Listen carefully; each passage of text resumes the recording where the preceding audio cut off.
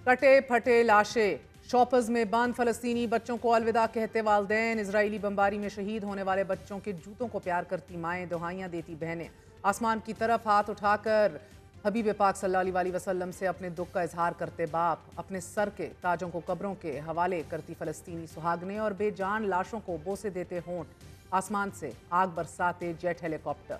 गुज़िश्ता 365 दिनों के दौरान गजा के रिहायशी अपने खून से एक ऐसी तारीख रकम कर रहे हैं कि जिसे इंसानी तारीख की मोस्ट डॉक्यूमेंटेड जेनोसाइड का नाम दिया जा रहा है।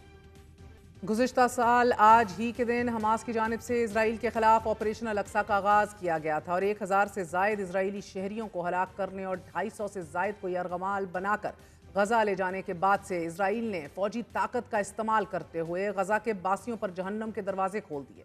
गुज़िश्ता एक साल के दौरान आलमी अदालत इंसाफ, अक़वाम मुत्तहिदा समेत आलमी तज्ज़ियाकार इसराइली कार्रवाइयों को नस्ल कशी से ताबीर करते हुए गजा को बच्चों का कब्रिस्तान करार दे चुके हैं। हम आपके सामने गुज़िश्ता 365 दिनों की टाइमलाइन रखते हैं। 7 अक्टूबर के ऑपरेशन अल-अक्सा के जवाब में इजरायली वज़ीर दिफा ने 8 और 9 अक्टूबर की रात गजा का मुकम्मल मुहासरा करते हुए पानी, बिजली, फ्यूल और खुराक पर पाबंदी आयद करने के साथ साथ जबालिया और शाती महाजरीन कैंप पर मिसाइल हमला किया कि जिसके नतीजे में 500 फलस्तीनी शहीद और 2500 से ज़ायद जख्मी हो गए।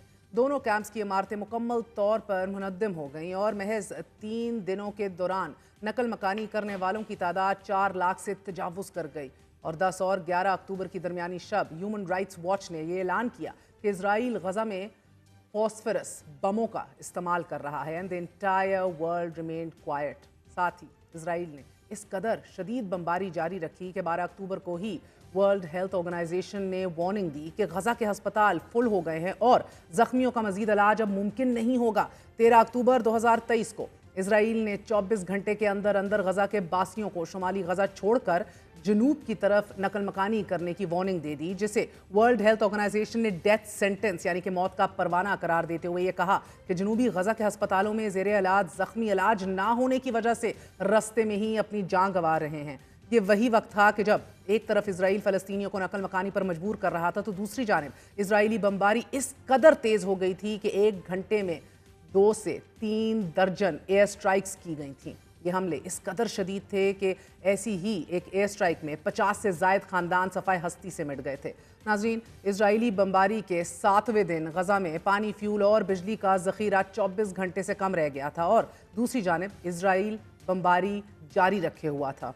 हमास इसराइल जंग के 10वें दिन बाद इसराइल ने क्रिश्चियन अस्पताल पर फ़िज़ाई हमला किया और हमले के नतीजे में चर्च और इससे मुल्का इमारतें भी तबाह हो गईं और फिर सिर्फ इस एक हमले में 1300 से ज़ायद फ़लस्तीनी शहीद हो गए कि जिनमें 600 से ज़ायद बच्चे थे। नाज़रीन, 23 अक्टूबर 2023 तक 500 से ज़ायद फ़लस्तीनी शहीद हो चुके थे जबकि ज़ख्मियों की तादाद हज़ारों में बताई जा रही थी। 25 अक्टूबर 2023 को आलमी इदारे ऑक्सफैम ने अपने बयान में यह कहा कि इसराइल खुराक को बतौर हथियार फ़लस्तीनियों के खिलाफ इस्तेमाल कर रहा है और अगर ऐसा जारी रहा तो गजा में बड़ी आबादी भूख से हलाक हो जाएगी। फिर 31 अक्टूबर और 1 नवंबर को इसराइल ने जबालिया कैंप पर यके बाद दीगरे 2 बड़े हमले किए और इन हमलों में शहीद होने वालों की तादाद सैकड़ों तक जा पहुंची और कैंप का एक हिस्सा मुकम्मल तौर पर तबाह हो गया। बमबारी इतनी शदीद की गई कि अक़वाम मुत्तहिदा के ज़ेली अदारे ने 90 की दहाई के बाद पहली बार जंगी जराइम का जिक्र करते हुए ये कहा कि ये बमबारी जंगी जराइम से कम नहीं है। हमास इसराइल जंग के 30 दिन पूरे होने तक इसराइल गजा के 35 में से 16 अस्पतालों को मुकम्मल तौर पर डिस्ट्रॉय यानी कि तबाह या गैर फाल कर चुका था। यही नहीं, इस अरसे के दौरान इसराइल की जानिब से रेड क्रॉस और दीगर आलमी इदारों की एम्बुलेंसेस को भी निशाना बनाया गया और शहीद होने वालों की तादाद 10,000 से तजावुज़ कर चुकी थी। जहन में रखिए कि 3 सहाफ़ी शहीद हो चुके थे एट दिस टाइम और 70% से ज़ायद आबादी जो है वो नकल मकानी कर चुकी थी। आज तक एज वी स्पीक नाउ 17,000 से ज़ायद बच्चों और तकरीबन 12,000 औरतों समेत 42,000 फ़लस्तीनी शहीद, 1 लाख से ज़ायद ज़ख्मी हो चुके हैं जबकि गजा का 90% इंफ्रास्ट्रक्चर मुकम्मल तौर पर डिस्ट्रॉय हो चुका है। लाखों लोग नकल मकानी करते हुए अक़वाम मुत्तहिदा के मुख्तलिफ कैंप्स में ज़िंदगी गुजारने पर मजबूर हैं। हमारे लिए गुज़िश्ता एक साल फ़कत 365 दिनों का एक मजमुआ है, मगर गजा के लिए ये अरसा तबाही और बर्बादी के अलावा कुछ नहीं कि जो उनसे उनकी खुशियों, उनके प्यारे, उनका सुकून सब कुछ छीन कर ले गया। गजा में रहने वाले हमारी बहन भाइयों के लिए गुजरे इन 365 दिनों में एक लम्हा किसी क़यामत से कम नहीं था। हमने टेलीविज़न स्क्रीन्स पर माँओं को अस्पतालों की गैलरीज में बच्चों के पीछे रोते देखा, पागलों की तरह दौड़ते देखा। हमने देखा कि बाप अपने बच्चों के बेजान लाशों को बोसा देते रहे और उनकी आंखें, उनका चेहरा किस कर्ब से गुजर रहा था, ये भी पूरी दुनिया खामोशी से देखती रही। हमने ये भी देखा कि सहाफ़ी अपने ख़ानदान और दोस्तों के जनाजे पढ़ते रहे, लेकिन उनके हाथ मुतज़लज़ल नहीं हो रहे थे। हमने ये भी देखा कि एक दादा हबीब पाक सल्लल्लाहु अलैहि वसल्लम के सामने मुसलमानों की शिकायत करता रहा, सरेआम शिकायतें करता रहा। इन गुजरे 345 दिन तमाम आलमी दुनिया इजराइल से जंगबंदी का मुतालबा करती रही, मगर इजराइल ने हत्या शहरियों को शहीद करता रहा और अभी भी कर रहा है। 1151 हेल्थ केयर वर्कर्स, 128 सहाफ़ी, सैकड़ों सादसा को शहीद कर दिया गया। गजा इजराइल जंग के 200 दिन पूरे होने पर यूरोमेड ह्यूमन राइट्स मॉनिटर ने अपनी रिपोर्ट में इंकशाफ किया कि इजराइल ने 7 अक्टूबर 2023 से जून 2024 के दौरान 70,000 टन से ज़्यादा के बम गजा पर बरसा दिए हैं कि जो वर्ल्ड वॉर 2 यानी कि दूसरी जंग अजीम में लंदन, हैम्बर्ग और ड्रेसडन पर मजमूई तौर पर गिराए गए बमों से ज़्यादा हैं। इजरायली जुनूनियत का आलम अब यह है कि अभी तक गजा पर बमबारी जारी है। इस अरसे के दौरान हमास के सरबरा इस्माइल हनिया और हिजबुल्लाह के सरबरा हसन नसरुल्लाह को भी शहीद कर दिया गया। इजराइल ने गजा के साथ साथ लेबनान पर भी 8,000 से ज़ायद हमले किए हैं और अब गुज़िश्ता हफ्ते से ज़मीनी कार्रवाइयों का आगाज़ भी किया जा चुका है। इजरायली वज़ीर आज़म नेतन्याहू का एंड गोल बज़ाहिर पूरे खित्ते को जंग की लपेट में लेना है और चूंकि इजराइल तमाम फ्रंट्स पर शिकस्त खा रहा है, मुल्क में नेतन्याहू के खिलाफ आवाज़ें उठ रही हैं। तमाम आलमी इदारे इजराइली बमबारी को नस्लकशी से ताबीर कर रहे हैं। सफारती महाज पर नाकामी का अंदाज़ा इससे भी लगाया जा सकता है कि बरतानिया और फ्रांस जैसे ममालिक हथियारों की फरामी पर पाबंदी का मुतालबा कर रहे हैं और सवाए अमरीका इजराइल के साथ गैर मशरूत तौर पर कोई नहीं खड़ा।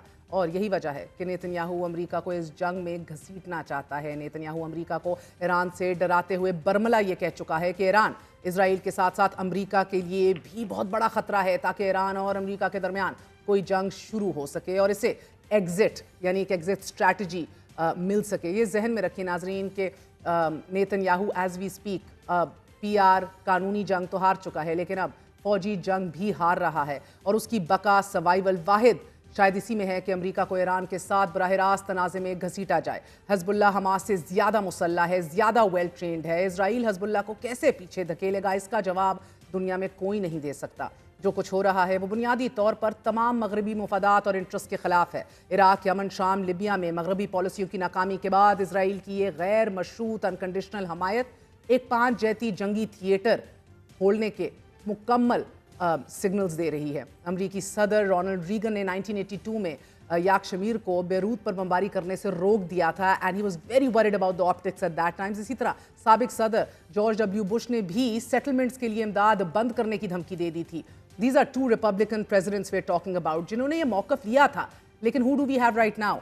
आज सदर जो बाइडन की सूरत में एक नस्ल परस्त सेहोनी यानी जनरेशनल ज़ायनिस्ट मौजूद है। मगरबी दुनिया का इंटरेस्ट इनखला में है, लेकिन एक स्टेटेड पोजीशन, पहले से तयशुदा पोजीशन इजराइल को सपोर्ट करने की है। नेतन्याहू अब ना सिर्फ दुनिया बल्कि खुद इजराइल के लिए भी खतरा है। And keep in mind colonial imperial overreach threatens to destroy the world as we know it today. अपने बहन भाइयों को दुआओं में याद रखिएगा और आपके तईं जो कुछ भी हो सके दुआएं, माली इमदाद ज़रूर करने की